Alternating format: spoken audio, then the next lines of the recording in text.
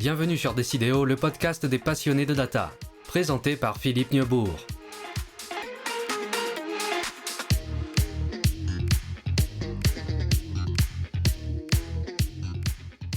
Observer vient de la racine latine observare qui signifie noter ou considérer, mais également garder en sécurité ou protéger. Quelle belle proximité avec la fonction de data steward. Or, aujourd'hui, le rôle du data steward n'est plus simplement de se préoccuper de qualité des données, mais réellement de mettre en œuvre l'observabilité. Plutôt qu'un steward, il est d'ailleurs un contrôleur aérien de vos datas. Il ne pilote pas, mais surveille et organise le trafic et reporte les incidents. À sa disposition, des outils d'observabilité, à chaque version plus complet, et demain des agents qui lui remonteront l'information. Mais avant même les outils, c'est cette attitude d'observation qu'il mettra en œuvre. Observer n'est pas faire. Il est crucial qu'ils le comprennent. Le data steward n'est pas là pour faire à la place des data owners et data consumers, mais pour apporter une supervision transverse des principes de gouvernance. C'est l'observabilité et elle s'appuie sur les outils du même nom. L'observabilité des données vise à donner une vision continue et intelligente de la santé des données, leur fraîcheur, leur volume, leur distribution, les anomalies, les changements de schéma, les dépendances, le lineage et la capacité à diagnostiquer rapidement les racines des incidents. On peut voir la data observability comme l'évolution du monitoring de données, les alertes statiques, vers un système plus proactif, piloté par des métadonnées et des techniques analytiques. Une donnée circule, le data steward en a une vision globale au travers des métadonnées d'usage collectées automatiquement. Les flux prévus ont-ils été honorés? L'usage des outils de sécurisation de la data platform est-il respecté? La cohérence est-elle maintenue d'un bout à l'autre du système? Dans une architecture centralisée, mais surtout dans une architecture fédéralisée autour de data products, sa mission de supervision des processus est indispensable. Si votre data mesh prévoit la mise en place de data contracts, le data steward supervisera leur exécution et remontera les incidents. Initialement focalisé sur la qualité des données, le data steward voit ses missions évoluer. La qualité en reste le cœur, mais il lui revient d'observer l'ensemble des circulations de données. Son attention débute lors de l'entrée des données dans le système d'information. Il se préoccupera alors de vérifier que les contraintes de sécurité et de conformité des données sont respectées. Lors de chaque mouvement d'une donnée, il surveillera la traçabilité. En cas d'alimentation d'outils d'IA, il s'assurera du respect des usages, de la charte et de la réglementation. Qualité, conformité, sécurité et usage sont les principales dimensions de son action.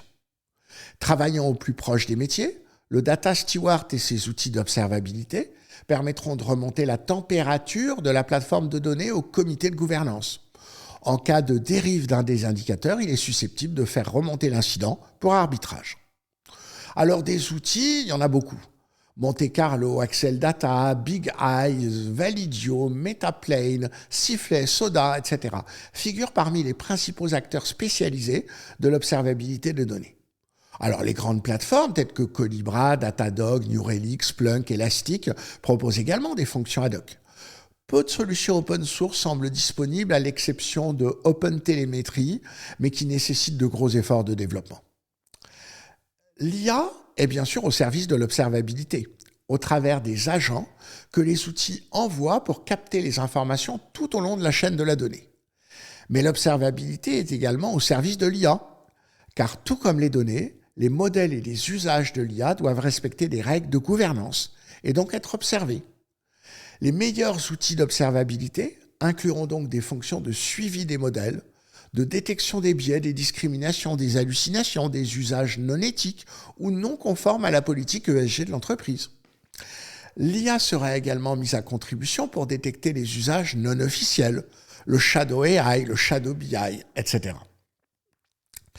Cela amènera naturellement notre data steward à élargir ses compétences.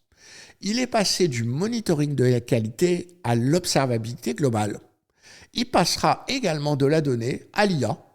Le Data and AI Steward, une fonction indispensable pour implémenter de manière pratique et contrôler l'application des principes de gouvernance. En résumé, voilà quelques idées pour comprendre comment évoluera en 2026 le marché des outils et techniques d'observabilité. Tout d'abord, la consolidation des plateformes. On observe une tendance à intégrer les capacités d'observabilité dans des plateformes plus larges, analytique, gouvernance, monitoring général. Mais les solutions spécialisées et interopérables proposent plus de fonctionnalités. Ensuite, une approche AI-Driven Observability.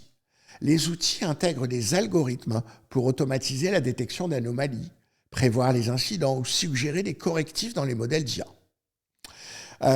Les backends interchangeables permettent aux utilisateurs d'utiliser leur propre lac de données ou entrepôt comme stockage, plutôt que d'imposer un stockage shadow pour réduire les silos. Attention cependant à la création de nouveaux silos qui ne respecteraient pas les règles de sécurité, de conformité et de gouvernance. Ensuite, l'observabilité de pipelines de métadonnées par opposition à la télémétrie classique. La surveillance non seulement des résultats, mais du comportement des pipelines eux-mêmes. Durée, erreur, retard devient centrale. Un focus sur les coûts. À mesure que les volumes de données augmentent, les organisations veulent maîtriser le coût de surveillance, stockage, calcul et alerte.